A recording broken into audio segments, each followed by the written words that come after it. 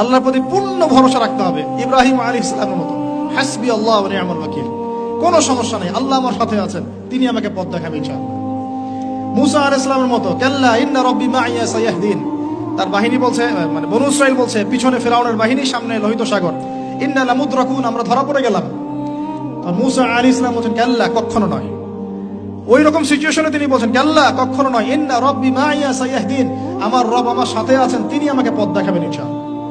Same কথা বলেছেন আমাদের প্রিয় নবী হযরত মুহাম্মদ সাল্লাল্লাহু আলাইহি ওয়াসাল্লাম গারে সওরে।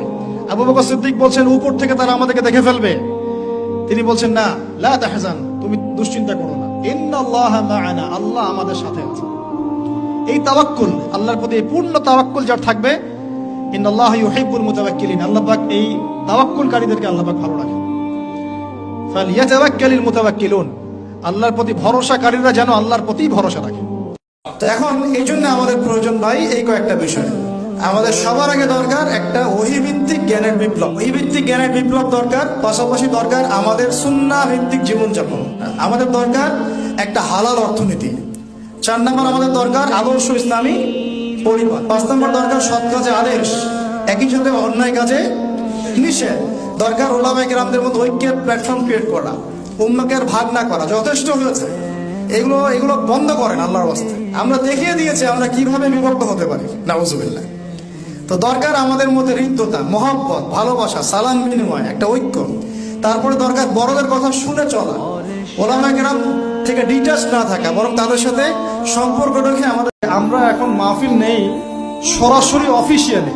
এই যে আজকের মাহফিল যারা নিয়েছেন, তারা কিন্তু অফিসে আমাদের সাথে যোগাযোগ করেছেন, গিয়ে সশরীরে দেখা করেছেন, দেখা করে আমাদের একটা ফর্মস দিয়েছিলাম, ফিল আপ করেছেন, ক্রাইটেরিয়া ছিল কিছু, তারা এগ্রি করেছেন, মাহফিল নিয়েছেন, সরাসরি সাক্ষাতে মাহফিল নিয়েছেন।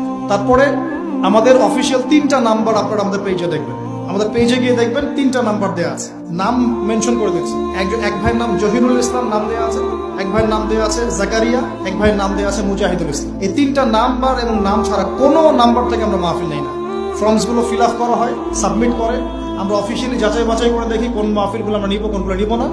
তারপরে আমরা কন্ট্যাক্ট করি তাদের সাথে যে ভাই আপনার মাহফিল আমরা নিয়েছি, আপনার মাহফিলের প্রসেস, বাকি প্রসেসগুলো আপনি ফিল আপ করেন, সিকিউরিটি দেন, পুলিশ প্রশাসনের নিরাপত্তা দেন, থানা থেকে কাগজ নিয়ে আসেন, আমাদের যাতায়াতের বিষয়গুলো দেখেন, এরপর এগুলো আমরা ফিক্স করি। পিতাদেরকে, সন্তানদেরকে ভালোবাসতে হবে, আদর করতে হবে, কাছে থেকে বোঝাতে হবে। সবসময় শাসনের লাঠি ঘোরানো যাবে না। সন্তান যদি হোঁচট খায় তার হাতটা ধরতে হবে, ধরে বলবে, বাবা কি হয়েছে, আমি তো তোমার সাথে আছি। মা কি হয়েছে, হতাশ কেন হচ্ছে, আমি তোমার সাথে আছি। একটা রেজাল্ট খারাপ হচ্ছে তো কি হয়েছে, আমি তোমার সাথে আছি। বাবা নামাজ পড়ো, বাবা কোরআন তেলাওয়াত করো, আল্লাহকে ডাকো, আল্লাহ তোমার সাথে আছে। ওকে কনফিডেন্স দিতে হবে। যখন পিছন থেকে সন্তানরা কনফিডেন্স পাবে, এই সন্তানরা বড় হয়ে আত্মবিশ্বাসী হবে। আর পিছন থেকে যখন আপনি তাকে সবসময় শাসন করতে থাকবেন, জুলুম করতে থাকবেন, এ বড় হয়ে আপনাকে বৃদ্ধাশ্রমে পাঠাবে না তো কোথায় পাঠাবে?